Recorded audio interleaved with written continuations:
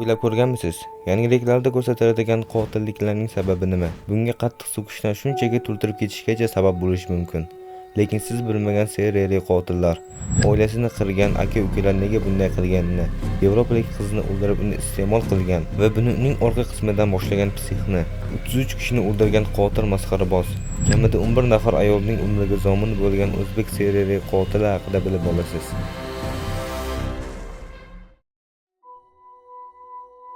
2012-yil AQShning Oklahoma shtatida Beverlar oilasining katta o'g'li 16 yoshli Robert internetdagi seriyali qotillar haqida seriallar va mashhur qotilliklar haqida ko'p o'qiydi. Uning orzusi tarixdagi eng mashhur qotil bo'lish. 16 yoshli Robert o'zining ukasi Michael Bever bilan katta qirg'in rejasini tuzadi. Robert o'q o'tkazmaydigan jilet, niqob, kompyuter, simsiz kameralar olish uchun diniy kel markaziga ishga kiradi.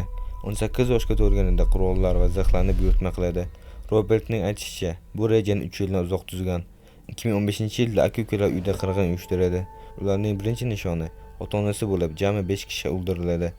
Oilaning har biriga 20 marta ko'p pichoq urishadi. Faqatgina 2 yoshli chaqaloq tirik qoladi. Robert bu jamiyat ahmoqona deb hisobladi va ularni o'ldirish kerak der edi. Robert 13 yoshga to'lganida u seriyali qotillarni ko'rib kitob yozadi. Unda maktabga bormaslik, u yerdan qochish va shunga o'xshash narsalar edi. Bu kitobni onamizga ko'rsatadi. Onamiz bu kitobdan zudlik bilan qutulish kerakligini aytadi. Keyin Robert yashirincha kitob yozadi. Bu aka-ukalar jazodan qutulib qolishi mumkin edi, lekin ularning kichkina ukasi 12 yoshli Daniel telefonni olib yashirinadi va 911 ga qo'ng'iroq qiladi. Hello? Hi, where are you at? Ocala, Oklahoma 7411. What address? 700 Magnolia Court. Okay. Are you the only one there? No, my brother's attacking my family. Your dad is attacking your family? No, my brother. He has an idea of killing me. All tens of millions of people die. Okay, who's attacking your family? What? Who's attacking your family? Yes. Who is it? Do they? I'll call them. Are you there? Hello?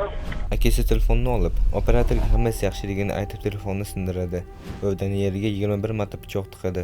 Politsiya ularning otasi David Bever bilan bog'lanishga muvaffaqiyatsiz urinishdan so'ng voqea joyiga zobitlarni yuborishadi. Eng kichkina singlisi tirik qoladi.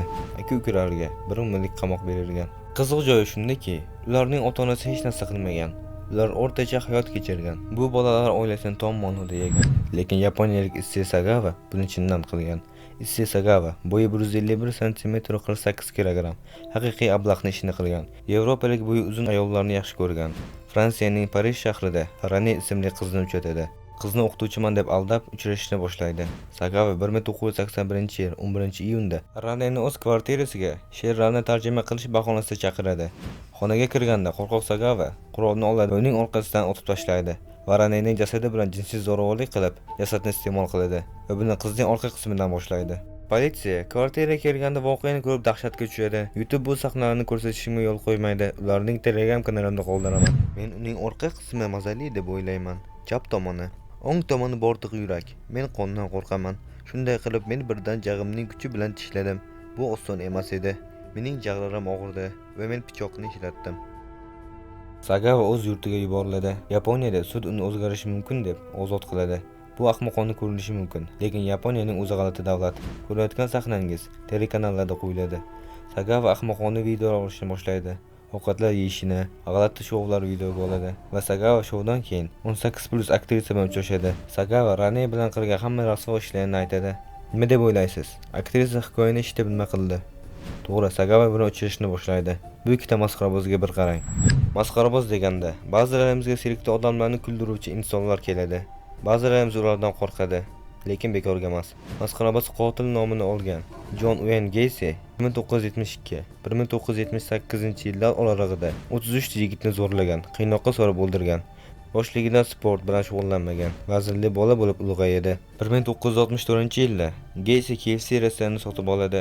Restoranda o'smir yigit va qiz ishlari uchun podvalda spirtli ichimliklar basseyn ochadi. Geysi o'smir yigitlarni spirtli ichimlik bilan siylab, ikki jins ishchilari bo'lishiga qaramay, faqat yigitlar bilan aloqa qilar edi.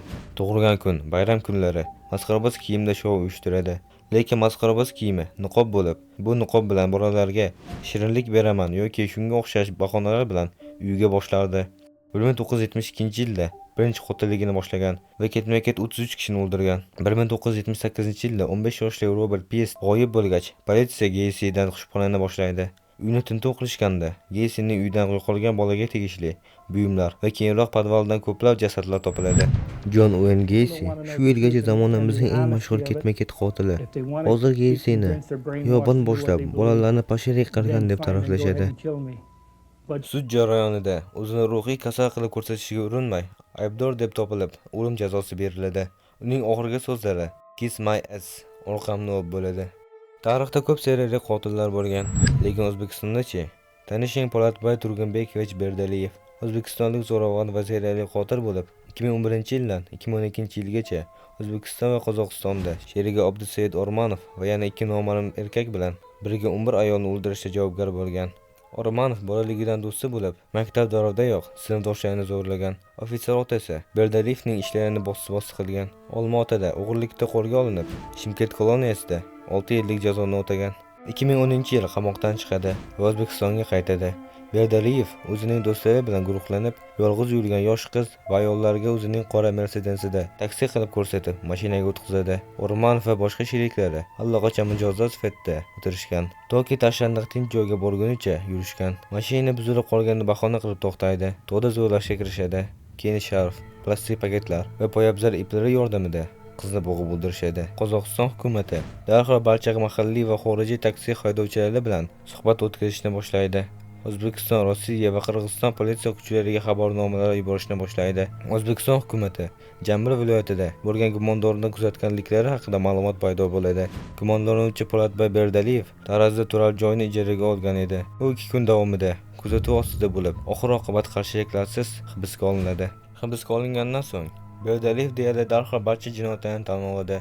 Abdusaid O'rmonovning o'zi O'zbekistonda rasmiylar tomonidan hibsga olinadi. O'zbekiston hukumati Qozog'istonda Berdaliyevni qaytarishni so'raydi va O'zbekistonga yuboriladi. Berdaliyev hamma ayblarni tan oladi va umrbod qamoq jazosi beriladi. Hozirda seriyali qotillar bo'lishi juda ham qiyin. Birinchi qotillikdan so'ng tezda qotil topiladi. O'zbekistonda esa buni deyarli iloji yo'q. Kanalimizga obuna bo'ling. Biz bilan dunyoni o'rganing.